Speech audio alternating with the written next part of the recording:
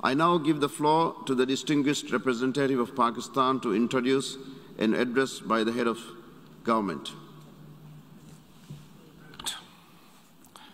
Mr. President, I have the great honor to introduce a recorded statement by His Excellency Mr. Imran Khan, the Prime Minister of the Islamic Republic of Pakistan. Bismillah ar-Rahman ar-Rahim. Mr. President, I congratulate you on assuming the presidency of the 76th session of the General Assembly. I also wish to express appreciation for the significant achievements of your predecessor, Volkan Bozkır, who guided the Assembly skillfully under the difficult circumstances imposed by the COVID-19 pandemic. Mr. President, the world is facing triple challenge of the COVID-19, the accompanying economic crisis, and the threats posed by climate change. The virus does not discriminate between nations and people, nor do the catastrophes imposed by uncertain weather patterns. The common threats faced by us today not only expose the fragility of the international system, they also underscore the oneness of humanity. By the grace of Almighty Allah, Pakistan has been successful so far in containing the COVID pandemic. Our collaborated strategy of smart lockdowns helped save lives and livelihoods and kept the economy afloat. Over 15 million families survived through a social protection program of Asas. Mr. President, climate change is one of the primary existential threats that our planet faces today. Pakistan's contribution to global emissions is negligible, yet we are among the 10 most vulnerable countries to the effects of climate change in the world. Being fully aware of our global responsibilities, we have embarked upon game-changing environmental programs, reforesting Pakistan through our 10 billion tree tsunami, preserving natural habitats, switching to renewable energy, removing pollution from our cities, and adapting to the impacts of climate change. To address the triple crisis of COVID pandemic, economic downturn, and climate emergency, we need a comprehensive strategy that should include, number one, vaccine equity. Everyone, everywhere, must be vaccinated against COVID, and as soon as possible. Two, adequate financing must be made available to developing countries. This can be ensured through comprehensive debt restructuring, expanded ODA, redistribution of unutilized SDRs, and allotment of a greater proportion of SDRs to developing countries. And finally, provision of climate finance. Three, we must adopt clear investment strategies which help alleviate poverty, promote job creation, build sustainable infrastructure, and of course, bridge the digital divide. I propose that the Secretary General convene an SDG summit in 2025 to review and accelerate implementation of sustainable development goals. Mr. President, because of the plunder of the developing world by their corrupt ruling elites, the gap between the rich and the poor countries is increasing at an alarming speed. Through this platform, I've been drawing the world's attention towards the scourge of illicit financial flows from developing countries. The Secretary General's high-level panel of financial accountability, transparency, and integrity called the Facti Panel has calculated that a staggering $7 trillion in stolen assets are parked in financial haven destinations. This organized theft and illegal transfer of assets has profound consequences for the developing nations. It depletes their already meager resources, accentuates the levels of poverty, especially when laundered money puts pressure on the currency and leads to its devaluation. At the current rate, when the Facti Panel estimates that $1 trillion every year is taken out of the developing world, there will be a mass exodus of economic migrants towards the richer nations. What the East India Company did to India, the crooked ruling elites are doing to the developing world, plundering the wealth and transferring it to Western capitals and offshore tax havens. And Mr. President, retrieving the stolen assets from the developed countries is impossible for poor nations. The rich countries have no incentives or compulsion to return this ill-gotten wealth.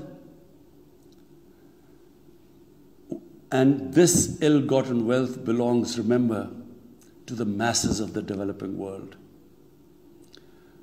I foresee in the not-too-distant future, a time will come when the rich countries will be forced to build walls to keep out economic migrants from these poor countries. I fear a few wealthy islands in the sea of poverty will also turn into a global calamity like climate change. The General Assembly must take steps meaningfully to address this deeply disturbing and morally repugnant situation, naming and shaming the haven destinations and developing a comprehensive legal framework to halt and reverse the illicit financial flows are most critical actions to stop this great economic injustice. And at a minimum, the recommendations of the Secretary General's Facti Panel should be fully implemented. Mr. President, Islamophobia is another pernicious phenomenon that we all need to collectively combat. In the aftermath of the 9/11 terrorist attacks, terrorism has been associated with Islam by some quarters.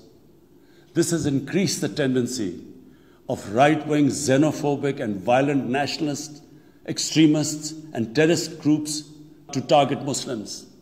The UN Global Counterterrorism Strategy has recognized these emerging threats. We hope the Secretary General's report will focus on these new threats of terrorism posed by Islamophobes and right-wing extremists. I call on the Secretary General to convene a global dialogue on countering the rise of Islamophobia. Our parallel efforts at the same time should be to promote interfaith harmony, and they should continue. Mr. President, the worst and most pervasive form of Islamophobia now rules India. The hate-filled Hindutva ideology propagated by the fascist RSS BJP regime has unleashed a reign of fear and violence against India's 200 million Muslim-strong community. Mob lynching by cow vigilantes, frequent pogroms such as the one in New Delhi last year, discriminatory citizenship laws to purge India of Muslims, and a campaign to destroy mosques across India and obliterate its Muslim heritage and history are all part of this criminal enterprise. New Delhi has also embarked on what it ominously calls the final solution for Jammu and Kashmir dispute.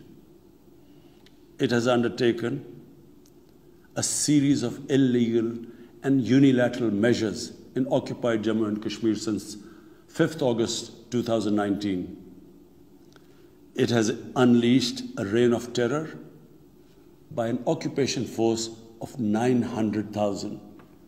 It has jailed senior Kashmiri leadership, imposed a clampdown on media and internet, violently suppressed peaceful protest, abducted 13,000 young Kashmiris and tortured hundreds of them. It has extrajudicially killed hundreds of innocent Kashmiris in fake encounters and imposed collective punishments by destroying entire neighborhoods and villages. We had unveiled a detailed dossier on gross and systematic violations of human rights by the Indian security forces in occupied Jammu and Kashmir. This repression is accompanied by illegal efforts to change the demographic structure of the occupied territory and transform it from a Muslim majority into a Muslim minority. Indian actions violate the resolutions of the United Nations Security Council on Jammu and Kashmir. They clearly prescribe, the resolutions clearly prescribe that the final disposition of the disputed territory should be decided by its people through a free and impartial plebiscite held under the UN auspices. India's action in occupied Jammu and Kashmir also violate international human rights and humanitarian laws, including the 4th Geneva Convention, and amount to war crimes and crimes against humanity. It is unfortunate, very unfortunate, that the world's approach to violations of human rights lack even-handedness and even are selective. Geopolitical considerations or corporate interests, commercial interests, often compel major powers to overlook the transgressions of their affiliated countries. Such double standards, and the most glaring in case of India, where this RSS BJP regime is being allowed to get away with human rights abuses with complete immunity. The most recent example of Indian barbarity was the forcible snatching of the mortal remains of the great Kashmiri leader, Sayyid Ali Shah Gilani, from his family, denying him a proper Islamic funeral and burial in accordance with his wishes and the Muslim tradition. Devoid of any legal or moral sanction, this action has been against the basic norms of human decency. I call on this General Assembly to demand that Sayyid Gilani's mortal remains be allowed to be buried in the cemetery of martyrs with the appropriate Islamic rites. Mr. President, Pakistan desires peace with India as with all its neighbors. But sustainable peace in South Asia is contingent upon resolution of the Jammu and Kashmir dispute in accordance with the relevant United Nations Security Council resolutions and the wishes of the Kashmiri people. Last February, we reaffirmed the 2003 ceasefire understanding along the line of control. The hope was that it would lead to a rethink of the strategy in Delhi. Sadly, the BJP government has intensified repression in Kashmir and continues to vitiate the environment by these barbaric acts. The onus remains on India to create a conducive environment for meaningful and result-oriented engagement with Pakistan. And for that, it must do, number one, reverse its unilateral and illegal measures instituted since 5th August 2019. Secondly, stop its oppression and human rights violations against the people of Kashmir. And three, halt and reverse the demographic changes in the occupied territory. It is also essential to prevent another conflict between Pakistan and India. India's military buildup, development of advanced nuclear weapons, and acquisition of destabilizing conventional capabilities can erode mutual deterrence between the two countries. And now, Mr. President, I want to talk about Afghanistan. the current situation in Afghanistan, for some reason, Pakistan has been blamed for the turn of events by politicians in the United States and some politicians in Europe. From this platform, I want them all to know the country that suffered the most, apart from Afghanistan, was Pakistan when we joined the US war on terror after 9/11. 80,000 Pakistanis died. $150 billion was lost to our economy. There were 3.5 million internally displaced Pakistanis. And why did this happen? In the 80s, Pakistan was a frontline state in fighting against the occupation of Afghanistan. Pakistan and the United States trained mujahideen groups to fight for the liberation of Afghanistan. Amongst those mujahideen groups were Al-Qaeda, were various groups from all over the world. They were mujahideen, Afghan mujahideen. These were considered heroes. President Ronald Reagan invited them to White House in 1983. And according to news items, he compared them to the founding fathers of the United States. They were heroes. Come 1989, the Soviets leave. So do the Americans, abandon Afghanistan. Pakistan was left with 5 million Afghan refugees. We were left with sectarian militant groups which never existed before. But the worst cut of it was that a year later, Pakistan was sanctioned by the US. We felt used.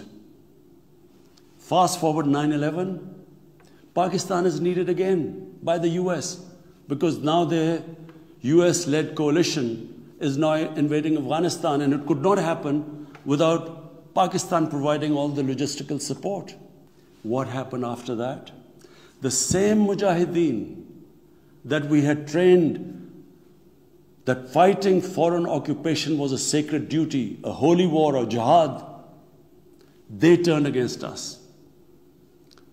We were called collaborators. They declared jihad on us.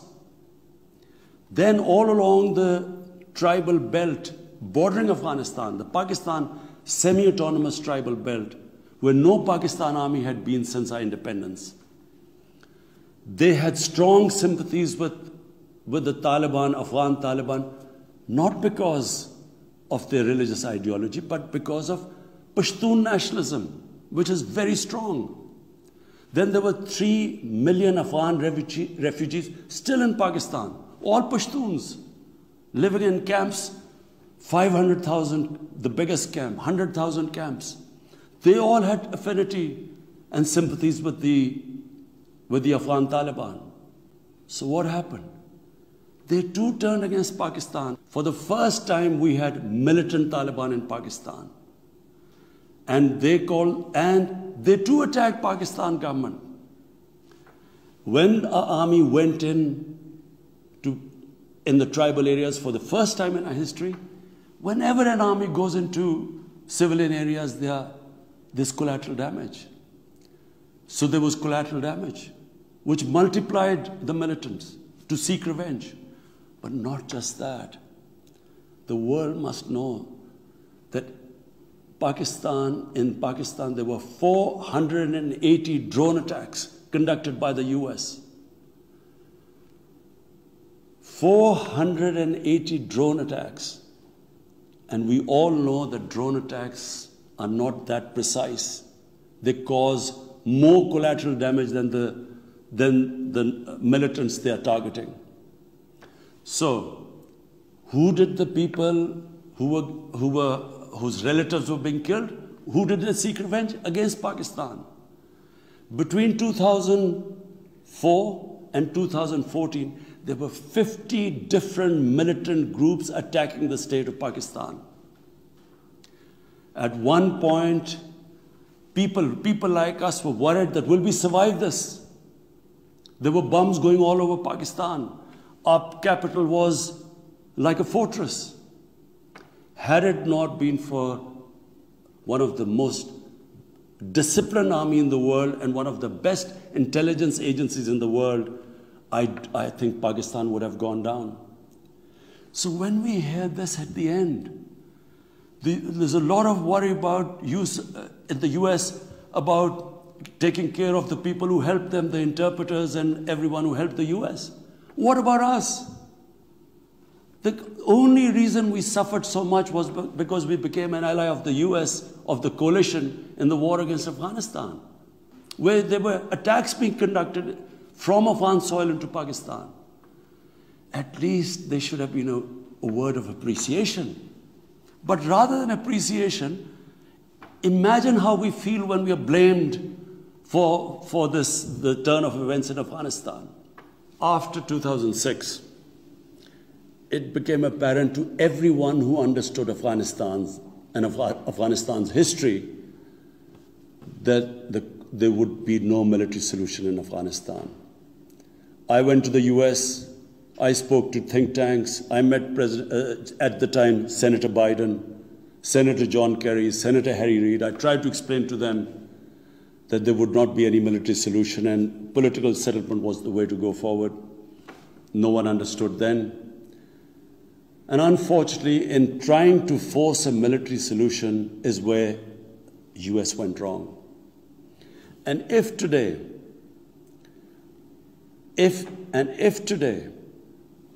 the world needs to know why the Taliban are back in power, all the world has to do is do a deep analysis of why 300,000 well-equipped Afghan army, and remember, Afghans are one of the bravest nations on earth.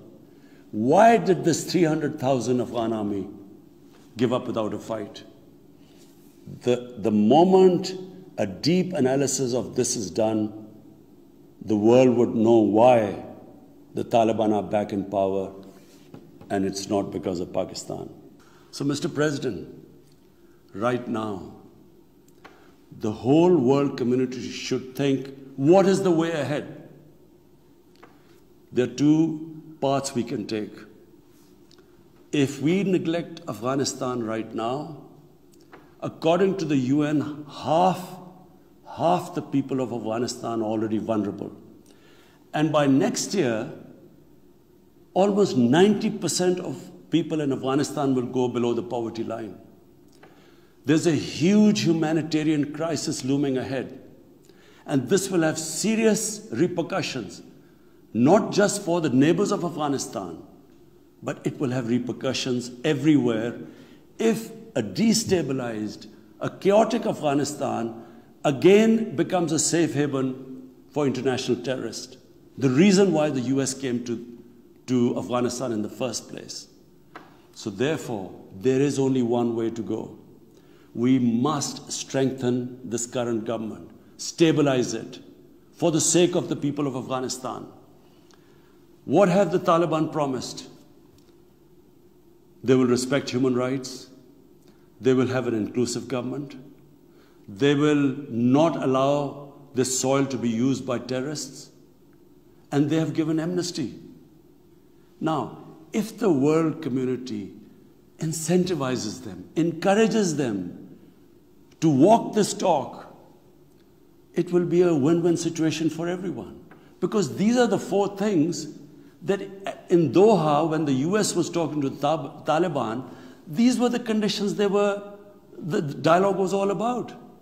So if the world can incentivize them to go this direction, then after all, this 20-year of presence, of coalition presence in Afghanistan would not be wasted, because Afghan soil would not be used for international terrorism. So I end my talk, Mr. President, by urging everyone that this is a critical time for Afghanistan. You cannot waste time. Help is needed there. Humanitarian assistance has to be given there immediately.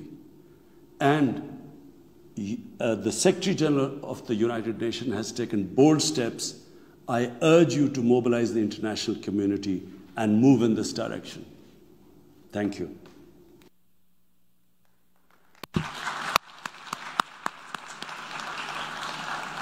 On behalf of the General Assembly, I wish to thank the Prime Minister of the Islamic Republic of Pakistan for the statement just made.